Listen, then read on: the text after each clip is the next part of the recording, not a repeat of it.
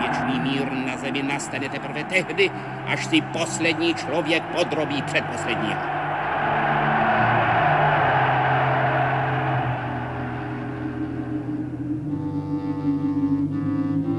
Silnější zaženou slabé, neboť životní pud ve své konečné podobě vždy rozdrtí směšná pouta takzvané humanity jednotlivců a na její místo postaví humanitu přírody, jež ničí nebo hubí slabost, aby poskytla volené pole skutečné síle. Co dnes zříne z lidské kultury, z výtvoru umění, vědy a techniky, je téměř výlučně tvořivým dílem Árijců. Právě tato skutečnost dovoluje závěr nikterak bezdůvodný, že Árijec je jediný zakladatelem vyššího lidství vůbec a že tedy představuje pratyp toho, co nazýváme slovem člověk. Vážení přítomní, od konce války uplynulo již půl století. Žasnul jsem nad některýma, skutečnost má. Proč jste tedy neudělali něco už dávno, dřív? Dávno, za komunistického režimu než oni dělat. Ty peníze investovat do nějakých smysluplnějších věcí, než je zbourat ten vepřín. Odejděte z místa, o němž nic nevíte. Nemáte právo se tady vůbec pojít do festivalu. V tom lomu pracovali. To ještě nám nedojde. Řekl, že se tady něco takového děje. Táta, máma, jeden tátový bratr, druhý tátový bratr. Ta ulička, po které se chodí, tak tady jsou ty hroby.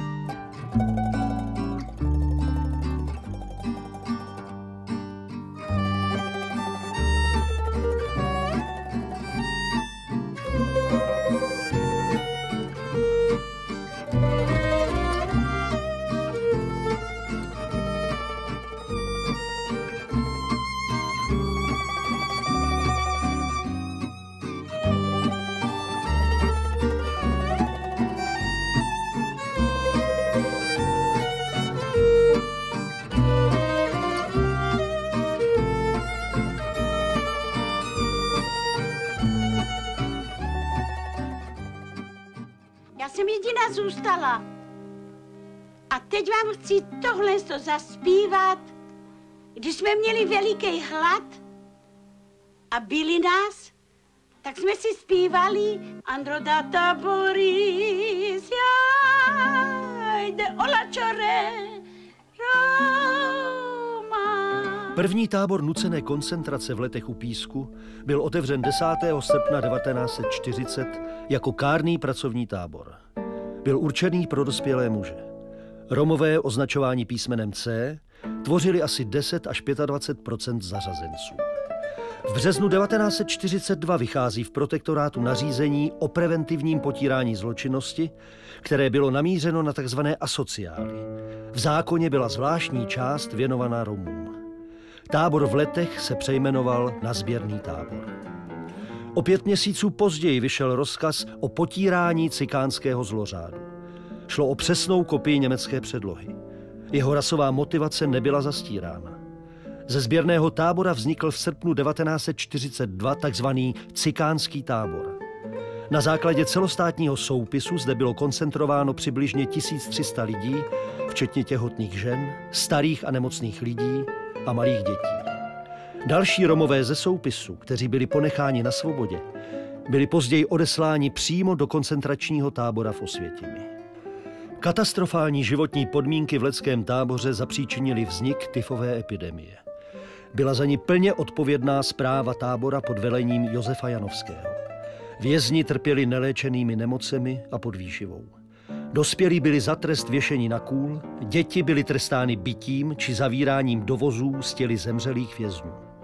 Mnohé z nich zůstaly po smrti rodičů bez jakéhokoliv zastání či zdravotní péče. Podle táborové evidence zemřelo v cikánském táboře v Letech 326 lidí. Přes 500 Romů, včetně kojenců a starců, bylo z tábora transportováno do Osvětimi.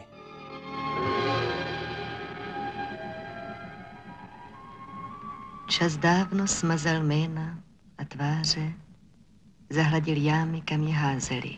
Někdy v polovině září 43. to bylo.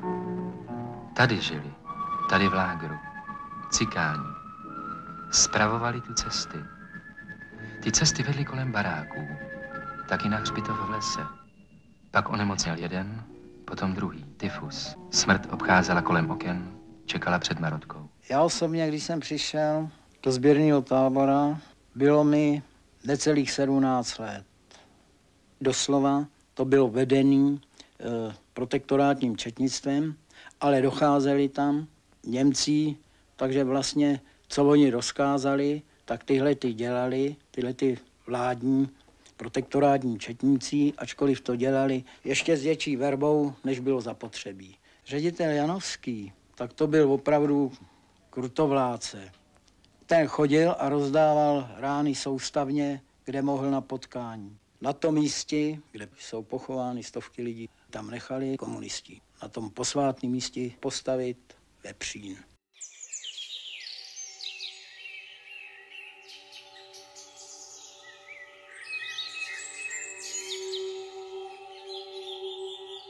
Vážení přítomní, od konce války uplynulo již půl století.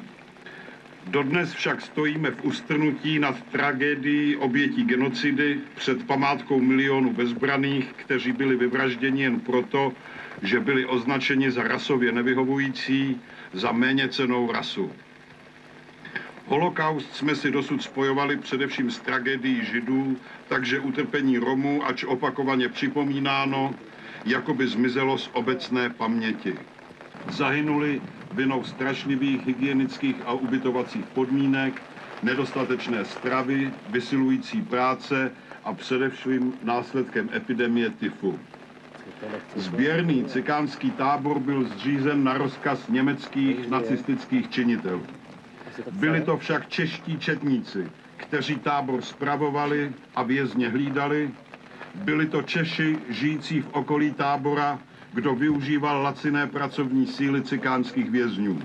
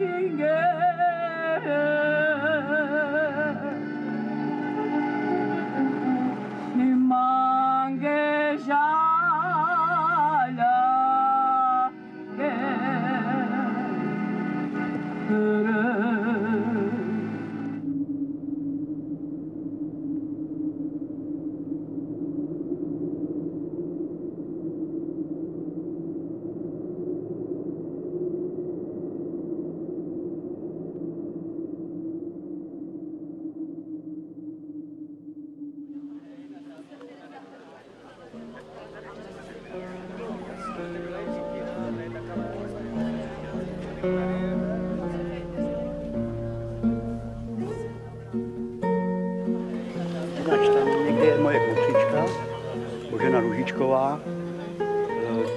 Jo, takhle je moje kmotřička. Její syn. Ona to přežila, vrátila se a tadyhle je moje rodina. Tak táta, máma, jeden tátový bratr, druhý tátový bratr, tohle jsem já, ty poválečná fotka. Jo, moje sestřička, tohle je ta moje kmotřička, kterou jste tam viděla. Řekl jim, ničeho se nebojte. Tato hrdá a tehdy na úrovni žijící skupina Romů a Sintů zmizela téměř z povědomí většiny. Já jsem se narodil rodičům, kteří oba byli v koncentračních táborech, včetně toho Leckýho a potom Osvětím a další. Maminka část svého rodu, dědečka a svý prvorozený dítě, mýho sourozence, ztratila v Letech. Její rodina ta se zachránila z celého svého rodu. Jediná, bylo to její obrovský trauma do konce jejího života. Potom jsem se postupně dozvídal takový ty podrobnosti, už neměla ty zábrany. Žasnul jsem nad některýma skutečnostma.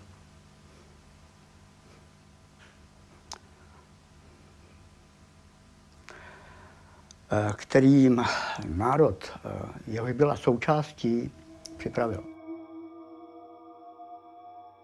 Když nás brali, tak jsem byla v jiném stavu. Tak jsme tam přijeli a teď jsme koukali, že jo. No tak nás hned zebrali, odstřihali nás do hola. Už tady v Letech? V Letech, jo. A byl tam ředitel, ten druhý den nás nechal nastoupit. To byl četník, ten ředitel, nebo kdo to byl? To byl Čech. Četník to byl? No, já nevím, ale vím, že to byl ředitel jako nad celým tím táborem. Nad celým tím táborem. A řekl nám, brána se před váma otevřela, brána se za váma zavřela a odtud nemáte žádný návrat. A malým dětům z veky takovejhle slabý krajček chleba a půl litr mlíka. A co facovali másu a takové věci. To si všecko oni nechali, až jim to tam schnilo. Mohla jste kojit? Paní, toho kojení tam bylo moc málo, protože toho jídla, co vám dali, toho půl litr mlíka, co jste to měla? A ty šláchotiny. A to děťátko přežilo? Nepřežilo dlouho. Když já přesně si nepamatuju, jak dlouho žilo. Nepřežilo, protože děti tam moc dlouho nevydržely.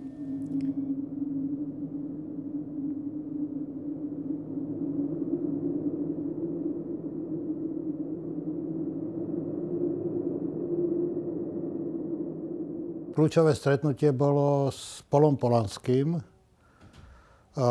ktorý, to bol taký kovbojský typ, Američan, a ktorý úplnou náhodou prišiel do kontaktu s archívom v Třeboni, kde bolo uložených strašne moc dokumentov, ktoré sa týkali Leckého koncentračného tábora. A bol to vlastne on, ktorý tú tému nakopol, teda fest. So then, in 1992, I started my research on the village of Lety. And part of my genealogy research is always to find shirt-tail relatives of the Czechs who originated from there and went to America. So I was interviewing locals about their ancestors, about letters that they had inherited from their ancestors of relatives who went to America. And then I stumbled across the gossip, the rumors about a gypsy camp during World War II in Lety, run by the Czechs, not the Germans.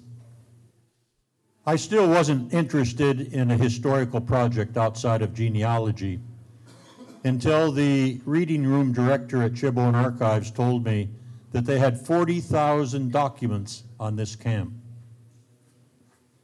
There is no concentration camp from World War II that has 40,000 documents. How could a small work camp, some even called it a recreational camp, have 40,000 documents in Cheboen Archive, and then I was told I couldn't even see them. Z našej iniciatívy sme začali zbierať aj výpovede ľudí, ktorí prežili rómsky holokaust. Rómskych ľudí.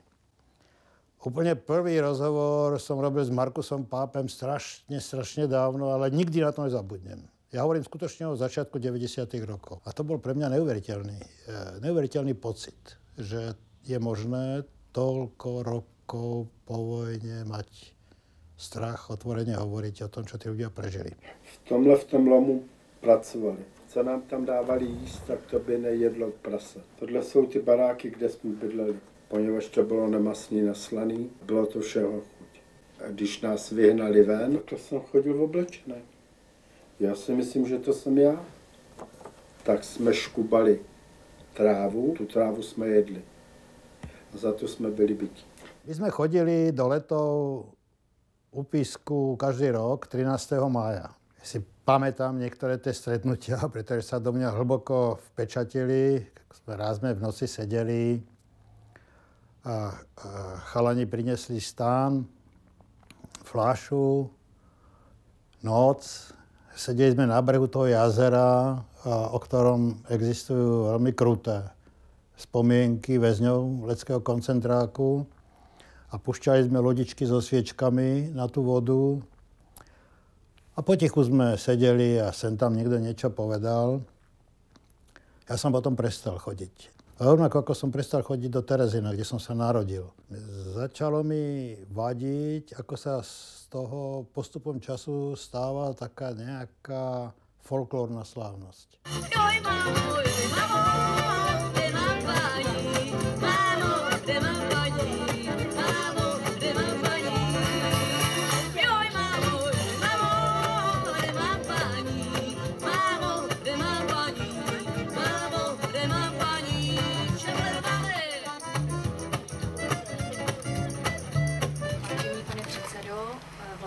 Vážení páni ministři, vážení hromové, vážení pozůstalí, vážený pane řediteli, vážený pane Holomku, vážené dámy, vážení pánové.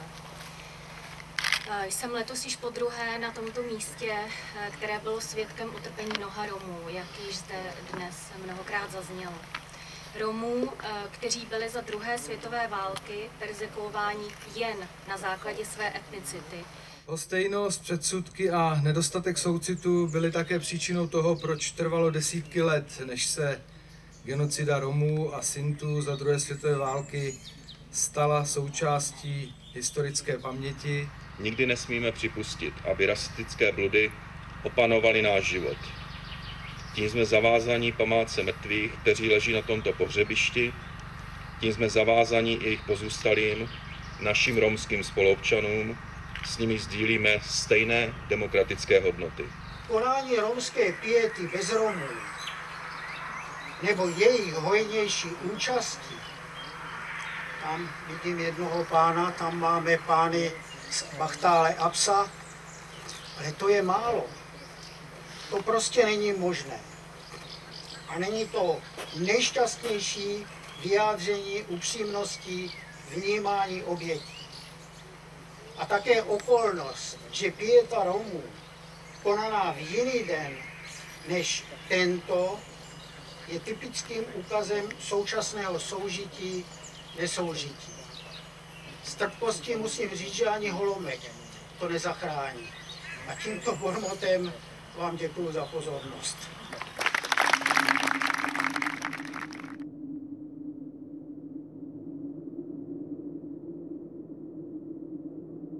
Ve 43. to bylo v únoru, začátkem února, vybírali, kdo byl prostě snědej, tak nás převezli do Let. No a pak nás nakládali do prasečích vagónů, jo, a vezli nás z Ostravy. No a z Ostravy nás převáželi do Birkenau, to byl Auschwitz. Těšilo mě. Já jsem prožil to peklo. Ano, já vás vítám tady Děkuji. Na obecním úřadě daleko v lepších podmínkách, než byly. Jaký máte názor i vy na to, aby se zboural ten? No jako názor, jako ono se snadno něco zbourá, obtížně se něco udělá. A vědí dobře, jestli ta myšlenka zbourat je ta nejlepší, nebo jestli by byla ta myšlenka jiná, kdy ty peníze investovat do nějakých smysluplnějších věcí, než je zbourat ten vepřín. Oni říkají koncentrační tábor Lety. Prosím vás, to nebyl koncentrační tábor Lety. No nebyl, tak to podle mého to byla mučírna. Byla to co dělali? Ano, jo, jako takhle, byla to mučírna z toho pohledu, že ty lidi byli v podvýživě třeba. Umírali hlady. Prosím. Oni neumírali hlady, pozor. Tady byli starí lidi, kteří tvrdili, že tam měli dostatek jídla a všechno, jenže umírali na tyfus. A tyfus je něco jiného. Tyfus to bylo prostě z nedbalosti a ze špíny. Tady jiná práce není. Takže jedinou, co tady ještě vůbec bylo, tak se bude rušit. To je prostě takový, prostě je to na hlavu. Je to na hlavu.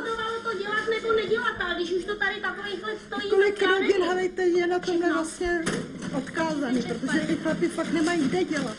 Tady těžko lidi přesvědčovat, kolik příbuzných našich tam ostalo ležet a také to zanobilo. Proč jste tedy neudělali něco už dávno, dřív? Dávno, za komunistického režimu nechlo nic dělat. To nechlo nic dělat vůbec. Ale ještě po komunistech, když už to, tak teď to já nevím. To už tam stálo, ale my víme 100%, že Unie na to peníze dá, že to přijde zbourat.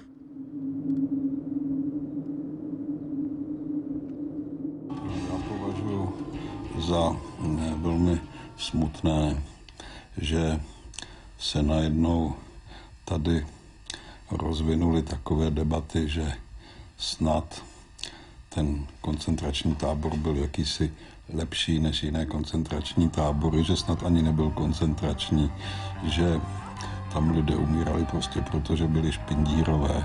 A to celé jakoby ukazovalo směrem k tomu, čemu se říká teorie osvětimské lži.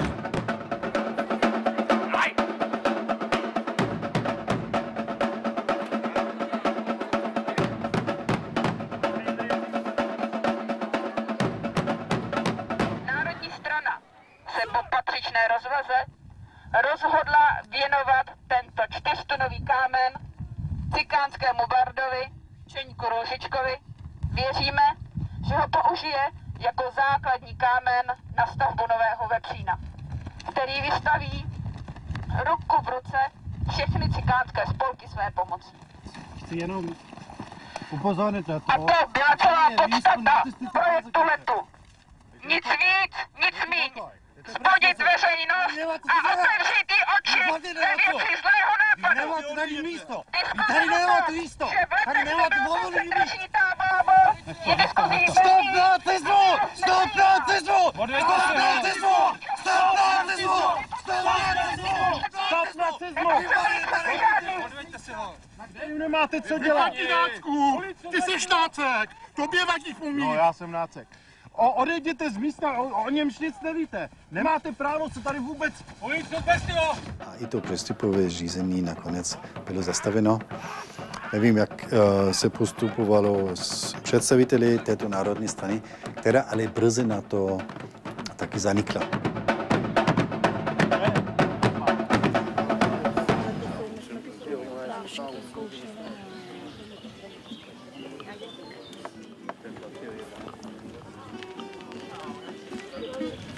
To byla moje prababička.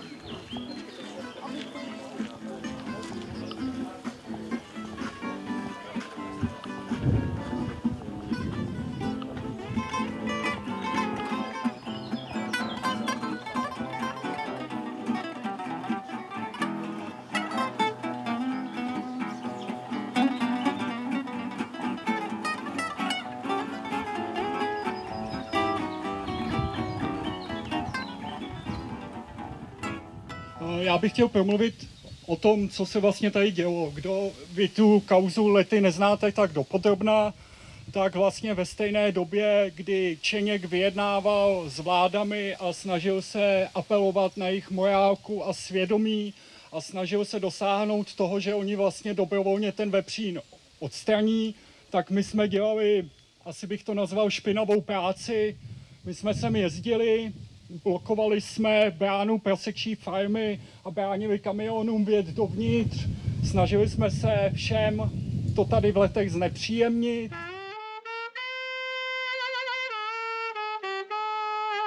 Čekáte i na útoky řidičů, jo? Máme kameru, budou v pohodě.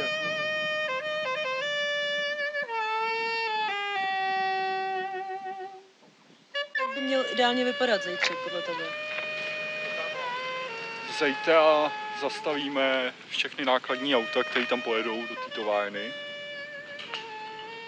sedneme si tady na ten plácek před tou várnou, na prasata, jim namalujeme nějaký vzkazy a obrazy, které tady potom zůstanou navždycky.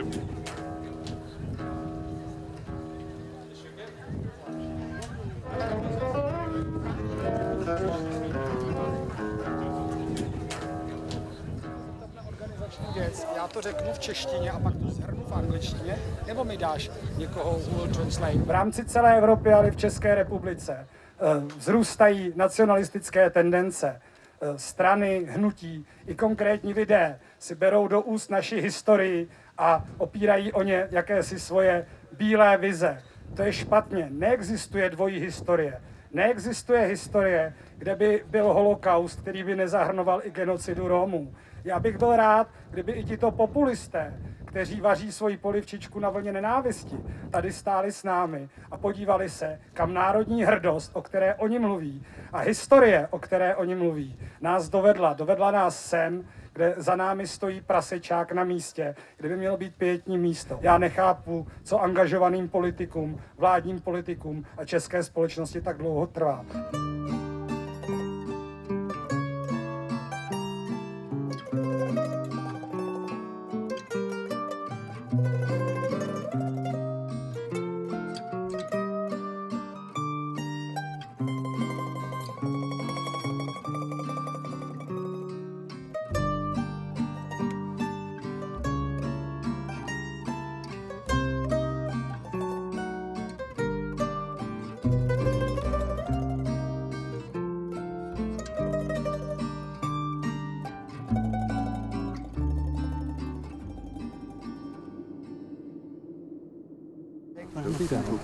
To ještě nám nedají vidět. Řekl, že se tady něco takového děje. Pracovní skupina pro odškodnění Romů, člen rady vlády a mě to nedáte vědět. Než jste začali kopat, tak jste komunikovali s ministerstvem kultury, s panem Ourodou? Já jsem se o tom bavil s řadou lidí, s generální ředitelkou Národního památkového ústavu. To akorát mě trošku nepasuje. To je jakoby ose za tím vchodem, ty baráčky, který jste lokalizovali. Jako nemáme přesně lokalizován ten vstup, jo? To je prostor vstupu, ale ta brána mohla být dál tam samozřejmě. No. To je potřeba upřesnit. Protože to je otázka, to je proto další zaměření toho všeho tady dost podstatná věc.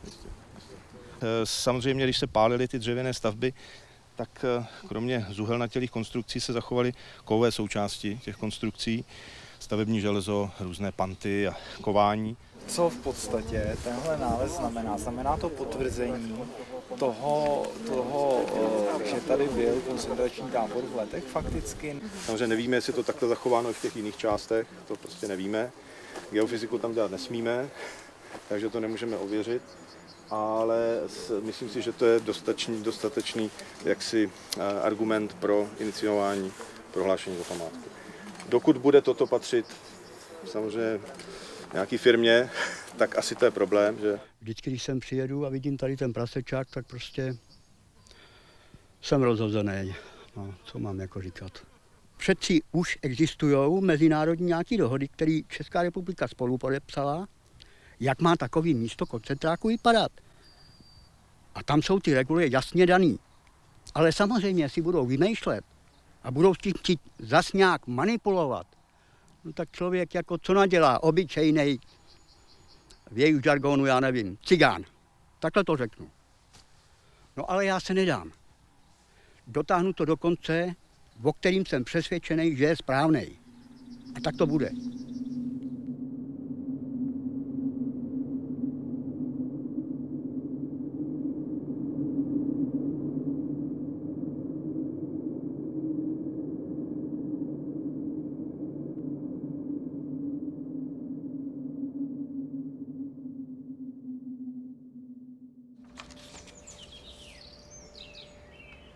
Že jo, tam se řešilo částečně i to, na jakém místě stojí vepří a na jakém místě stál ten tábor. To jsou takzvané lidské lži, kde znovu a znovu lidé podávali falešné tvrzení o tom, že ten tábor stál úplně jinde. A díky Petru Uhlovi a jeho úřadu zmocněnce pro lidská práva zveřejnili letecké snímky, které pak nakonec prokázali skutečnou bývalou polohu tábora. Oni podváděli.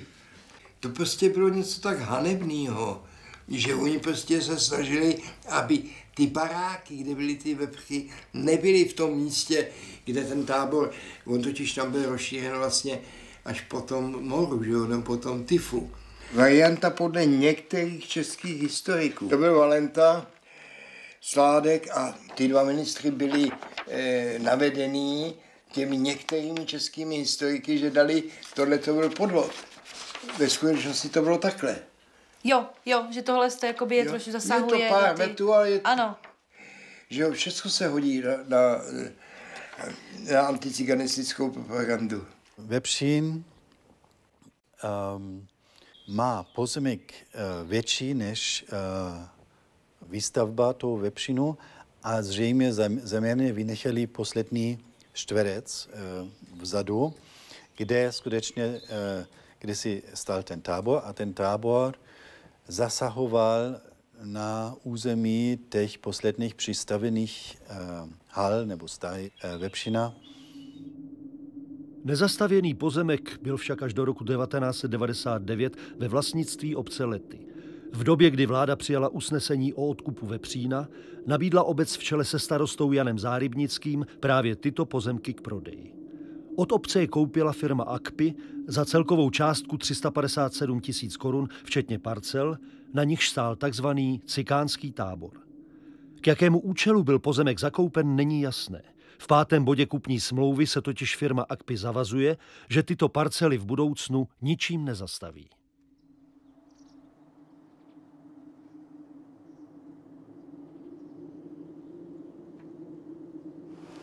Tak je to pan Čech? Nevím, je tady.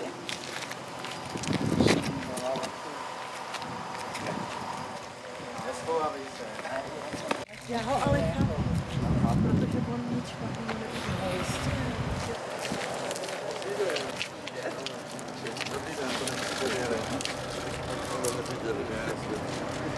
Ten přesný důvod vaší návštěvy. Tak já jsem nechtěl řešit tábor v Letech. Já jsem byl na návštěvě v vyloučené lokalitě v Varnsdorfu. V rámci debaty se sousedy jsem mluvil o návštěvě v Ravaku, kde mi pan majitel vykládal o tom, že v minulosti byly pracovní tábory, kde vlastně lidi, kteří nechtěli pracovat, a to jsem říkal, že tam Romové, nebo ale jiní, kteří se vyhýbali práci, tak byli v pracovním táboře. No a potom vlastně v rámci té debaty ze sousedy ten pan fotograf, který to vlastně otitulkoval, a já jsem určitě neřekl, že šup sem, šup tam, takové výrazy nepoužívám, takže je to v podstatě umělá aféra.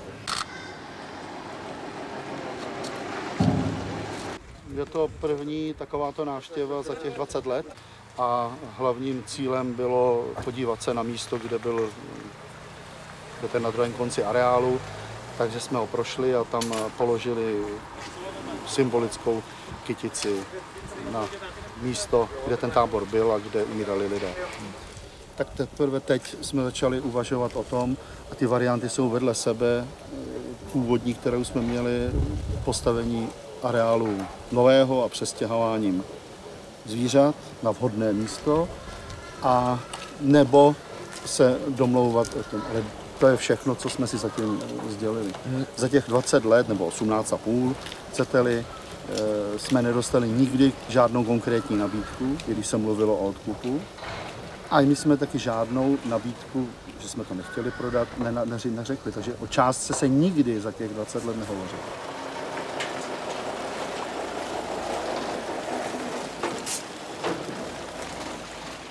Tehdy ty náklady, které Akpi chtělo za odstranění prasečáku, byly na nějakých 50 milionech, což nám připadalo s Josefem Luxem jako prostě astronomická částka, kterou česká společnost nebude akceptovat.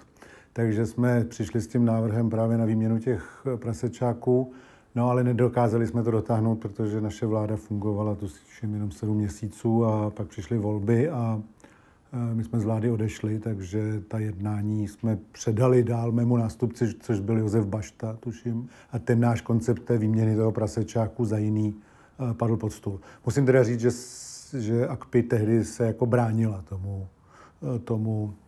té ideji té výměny a prostě to vyseděla, logicky věděla, že přijdou volby. Pane ministře, jak rozhodla tedy vláda v otázce odkupu vepřína v Letech? Vláda jednomyslně schválila záměr nabití velkovýkrmny prasat v bezprostřední blízkosti pietního místa v Letech u Písku ve veřejném zájmu do vlastnictví státu.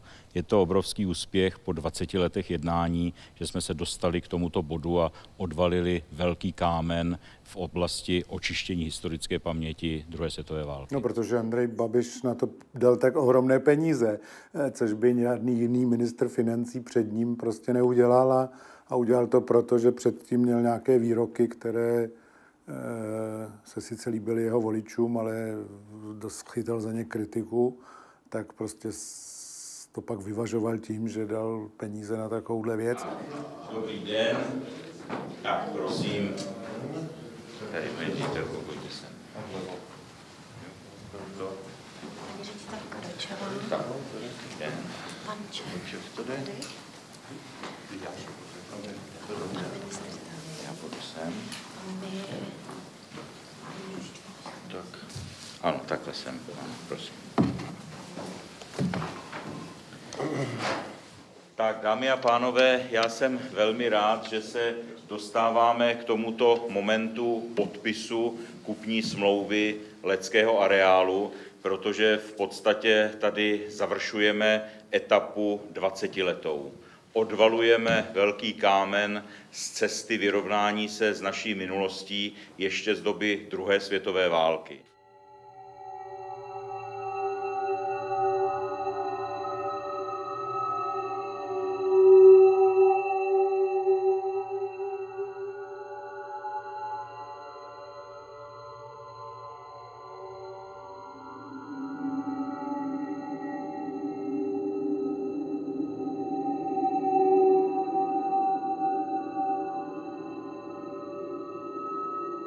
Co to pro vaši společnost teď bude znamenat?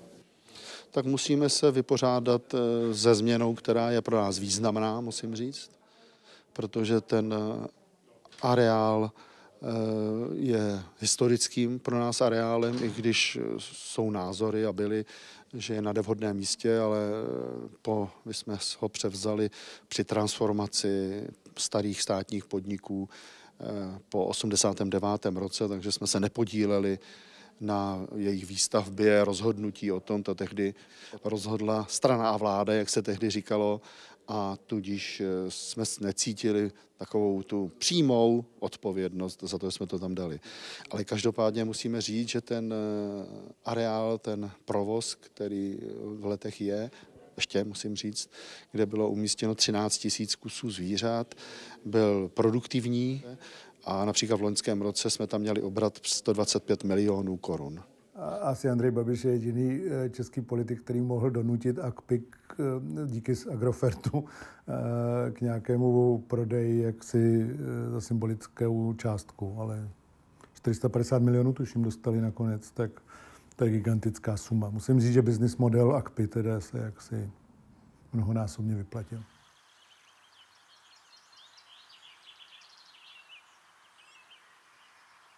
Já si myslím, že zaplať pánbůh za to. Zaplať pánbůh právě podařila. Ano. Jedna etapa prostě. Poslední šance.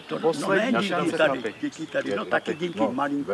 Ale vy přetíte to nebejt vás, pane Hermane. Já vím, o čem mluvím. Kdybyste to nebyl zrovna vy, že jste byl tak zarputilej. Ano. A tak tvrdý. Ano. A tak prostě vlezlej do těch... udělat, jo. Vy jste to udělal úplně mý. A my čo tu chodíme furt protestovat, my se nepočítáme. Vím prostě, o co jde. Řada mých příbuzných zahynula v koncentračních táborech a právě proto moje maminka je tady přítomná, její tatínek umřel v Mauthausenu. Proto jsem si uvědomoval, kdyby v Mauthausenu se na místě toho koncentračního tábora váleli vepři, jak bych se asi cítil. Proto jsem zatím, když jsem byl ve funkci, opravdu šel, že to tady musíme vyřešit. A jsem moc rád a vážím si toho, že se nám to povedlo.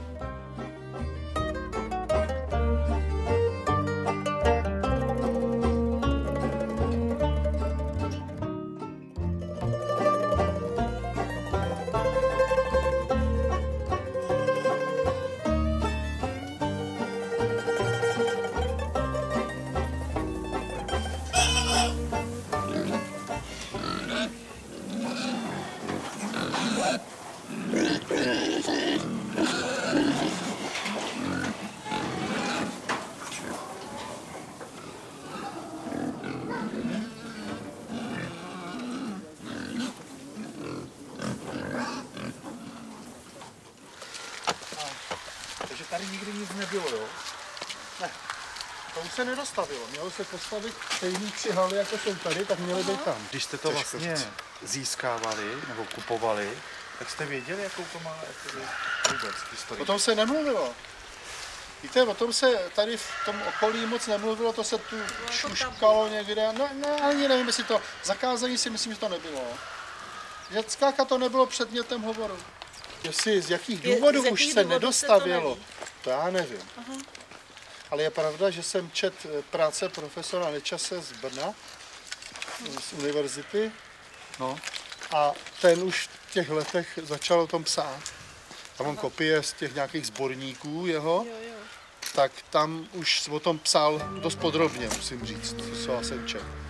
Takže jestli to mělo nějakou souvislost, to si netroufnu říct, my jsme tady v té době nebyli.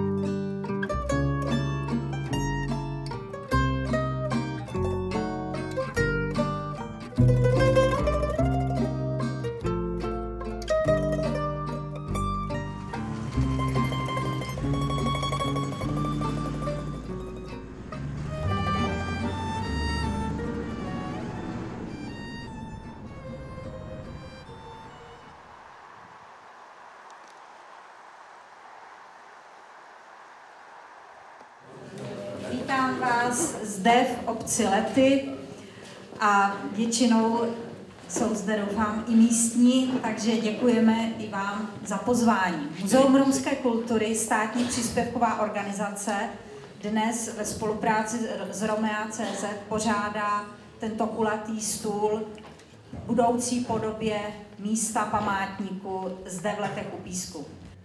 Jsem rád asi za všechny, protože každý z nás je rád, že konečně můžeme uctít tu památku kulturněji. Že když zafouká vítr, takže se tam neudusíme smrady, nebo se někdo nepozvrací, jako moje dcerka před 2 rokama, když jsem ji tam vzal. Dobrý den, Tomáš Machek, občanské sdružení Umění mění se sídlem nedaleko odsud. Já myslím, že je důležité hledět do budoucnosti. To, že to ten stát vykoupil, je skvělé po tak dlouhém čase, každopádně je to realita. Důležité je hledět vpřed, co bude. A mě ze všeho nejvíc... Českou republiku. My, nová mladá generace a naše děti, ale je důležité, co mě osobně na tom nejvíc děsí, a myslím si, že možná i pro veřejnost je to těžké, to, že se zaprvé mluví o bourání, že všichni, já chápu, že všichni pozůstali, všichni angažovaní, všichni citliví lidé, zaprvé to chtějí ten smrad prostě zbourat a zničit a chtějí svoji pietu pro své blízké, to je pochopitelné. Na druhou stranu, myslím si, že bychom si měli uvědomit, že tak monumentální a brutální památník českého přístupu k romskému holokaustu tam stojí. Memento. A přijde mi hrozná škoda začínat tím, že ho budeme bourat. Ano, děkuji, pane Machku, to je samozřejmě námět, který my velice zvažujeme a jenom mohu ubezpečit, že ještě než došlo k předání vepřína, tak firma Akpy velmi s námi spolupracovala a už za provozu vepřína ještě z vepři jsme tam měli možnost dokumentovat. Samozřejmě, že v tom pokračujeme, takže dokumentaci muzejní provedeme, i kdyby došlo k demolici vepřína úplné. Já bych se chtěl jenom zeptat, jak jste přišli k koncentračnímu táboru, když to byl pracovní tábor. Tady to ve vsi vědí všichni. Otázka... Je nás tady 6 ze vsi, jinak sem nikdo nejde, protože to byl pracovní tábor a ne koncentrační. Dám to prostor historikovi, on vám to předpokládá vysvětlí. Určitě. Jde o to, že vlastně ten lecký tábor prošel několika stádií své existence a vlastně od roku 1940 do léta 1942 se ten tábor nazýval kárný pracovní, později tedy shromažďovací tábor, ale bylo to vlastně zařízení, do kterého byli zavíráni dospělí muži na nějakou omezenou dobu a měli tam být v té dobové terminologii takzvaně při vychovávání prací. Od srpna roku 1942 se vlastně název toho zařízení změnil na tábor cikánský a také se změnila úplně vlastně ten režim toho tábora a také vlastně jeho účel. A byly tam vlastně internovány celé rodiny, vlastně převážně Romů, tedy z Čech. A já nevím, jestli je prostě možné mluvit, tak vím, že není možné mluvit o pracovním táboře, pokud tam jsou zavíráni také malé děti a lidé neschopní práce. Ten tábor byl zřízený proto, aby tam část Romů z českých zemí byla internována a aby tam očekávali svůj další osud, který po velkou část z nich byl transport do koncentračního a vyhozovacího tábora Auschwitz-Birkenau. Že se tady říkalo, že tam byli karbaníci a ty, co třeba nechtěli dělat, že tam byli zavíráni. Já jsem myslel koncentrační tábor, že to byli tamhle Terezí nebo tohle, kde třeba šli do plynu, ale tady byli jenom pracovně ty lidi nasazení. Ne, ta odpověď byla jasná. Bylo tam velké množství malých, třeba čerstvě narozených dětí, které tam nebyly proto, aby tam pracovali, ale proto, aby tam zemřeli, anebo odešli zemřít někam jinam. Tak to prostě... Případně jenom malá faktická oprava. V Terezíně nebyly plynové komory, Terezín byl tak stejně koncentrační, koncentroval osoby před odsunem do Osvětimi, tak jako tomu bylo v případě cikánského tábora, který svým charakterem skutečně plnil místo koncentrace pro další odsun. A jenom bych ještě mohla říct, že tady máme i pamětníky, jejichž příbuzní a byly to malé děti, tam právě zahynuli a ty děti také se ničím neprovinily než tím, že byli původem Romové.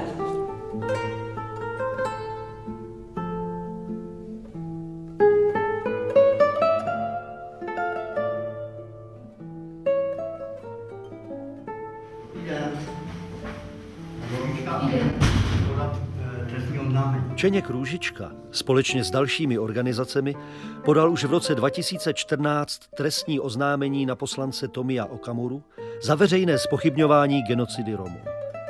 Podle policie však nebyly zjištěny skutečnosti nasvědčující tomu, že došlo ke spáchání trestného činu, a tak se v následujících letech další poslanci nemuseli ničeho obávat.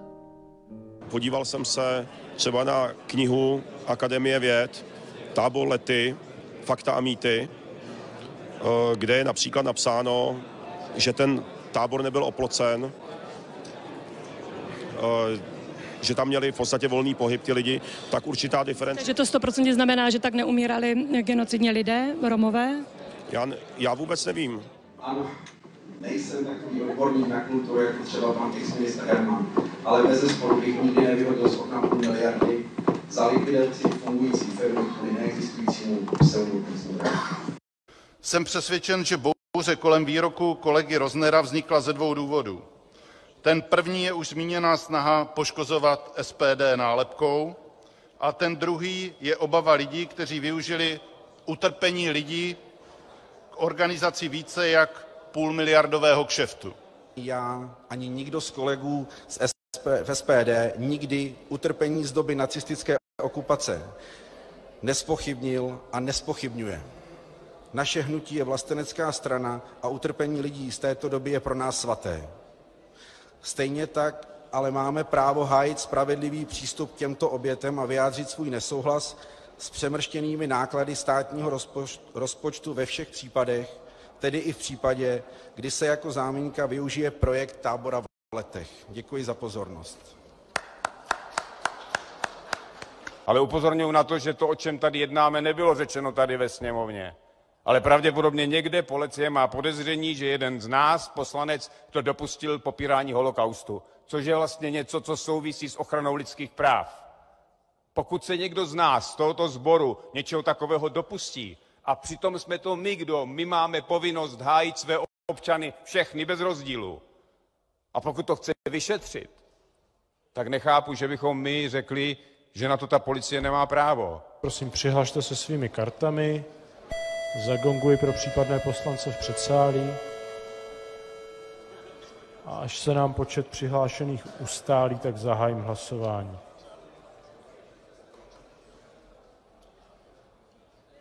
Tak já zahajuji hlasování, ptám se, kdo je pro.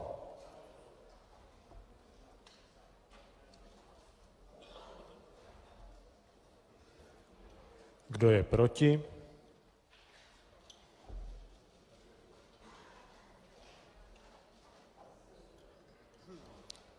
Já vám děkuji. V hlasování číslo 274 je přihlášeno 155 poslanců a poslankyň, pro 42, proti 88. Návrh nebyl přijat. Mám tady faktickou poznámku paní poslankyně Adámkové, ale to věřím, že je omyl. Takže pokud nikdo nic dalšího nemá, já projednávání tohoto bodu končím a posuneme se dál.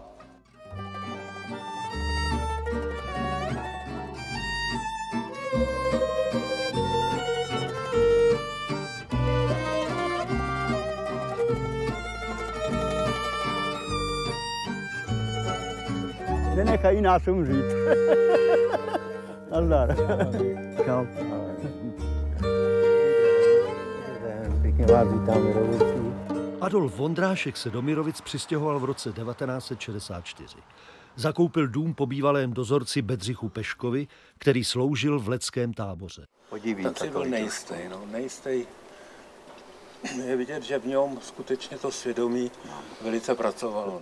Pan Vondrášek se začal o tábor více zajímat a po rozhovorech s mnoha žijícími svědky se rozhodl umístit na Mirovickém hřbitově pomník romským obětem. Jak sám říká, za komunismu to možné nebylo. Pamětní desku zde nechal umístit v roce 1992.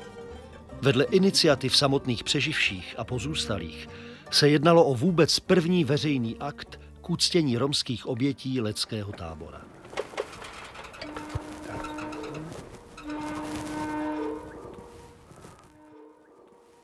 Tak to je ten pomníček, který jsem nechal tedy zbudovat. On samozřejmě nebyl takhle tady, se dá říct, jako zastrčen, paž tady nebyl ten keř. Bylo to tady jako daleko otevřenější, to ten keř tady to trošičku jako teď, že je to tady umenšený, no. Tak to byla vlastně první tedy vzpomínka na ten příběh, který se stal v Letech v době počátku války a který tedy já jsem v sobě nosil a ten jsem vyjádřil tímto způsobem.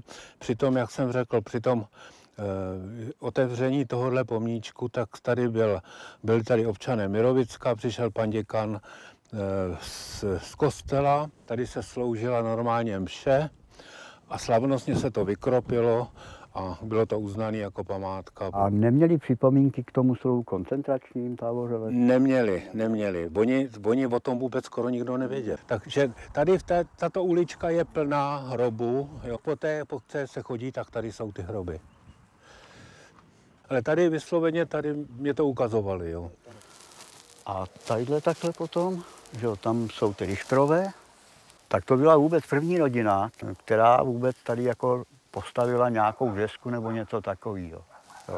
A ty Šmídové, ty byli v koncentráku, ty, kteří jako přežili a dali sem tohleto. A to bylo to první, který jsem vůbec tady objevilo. Ano, ale tato destička není tady původní.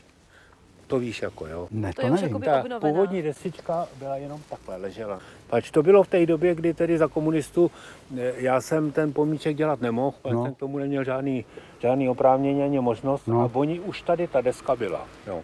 To je pro mě novina, člověče, vidíš? To jsem nevěděl. Jdeme k tomu velkému tomu, který byl vybudovaný následně, no.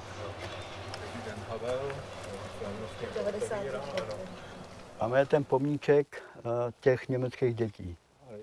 To jsme tam dělali, tam jsou ty jména. A ty zemřeli jak? Nebo kde? No hlady tady. Tady. Asi v tom lazaretě, viď? Tady byl ve škole lazaret, jo? To je možný, ale neměli jídlo, nikdo jim ho nechtěl dát tady. Ale to je, víš to, taková ta doba byla, no prostě. A my? Vy jste ho taky postavili? Jo, zároveň s tímhletím, protože z těch archivek, přesně, v těch archivech jsme objevili tyhle ty německé děti. A tak jsme se jako ptali, zajímalo nás to, tak nám to vysvětlí na výboře tady, jak to bylo. No, tak tady je ta pieta k tomuto. Ty děcka jsou takhle, podél. Jo, v šachtách takových. A tadyhle byli pohřbeni německý vojáci, tadyhle někde v těch místech. Tady. A odtud je potom vykopali. Tady bylo, že jo, původně daný ještě to nedokončený kolo s těma loukotěma s no to křížem. ukradli. To ukradli a to vím. Cože? Tady bylo normálně. Tady bylo kolo. Jo, my jsme se dali, jak je v tom to bylo znaku, to jak polámaný, polámaný kolo od vozu. Kříž těch loukotích, jako. Tady bylo. A tady ho ukradli. To se stalo, tomu je tak asi 6 nebo 7 let.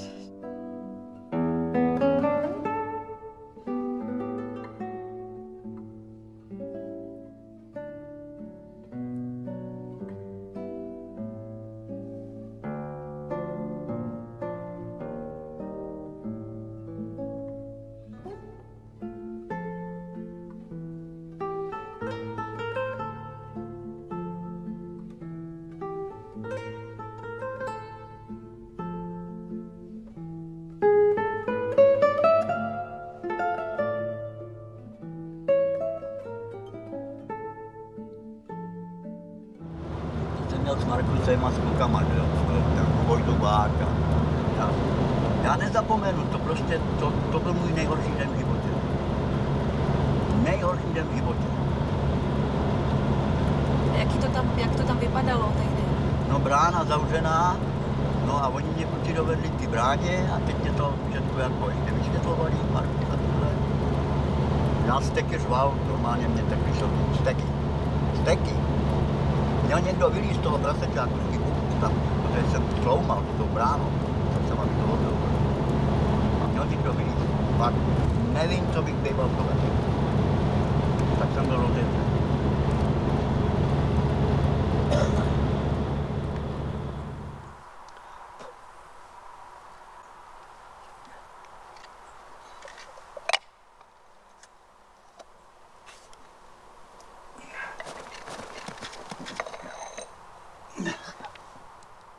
Podívej, vidíš žid, tady byl kamínek. Ale to takhle kolikrát jsem přijdu a těch kamínků je tady víc.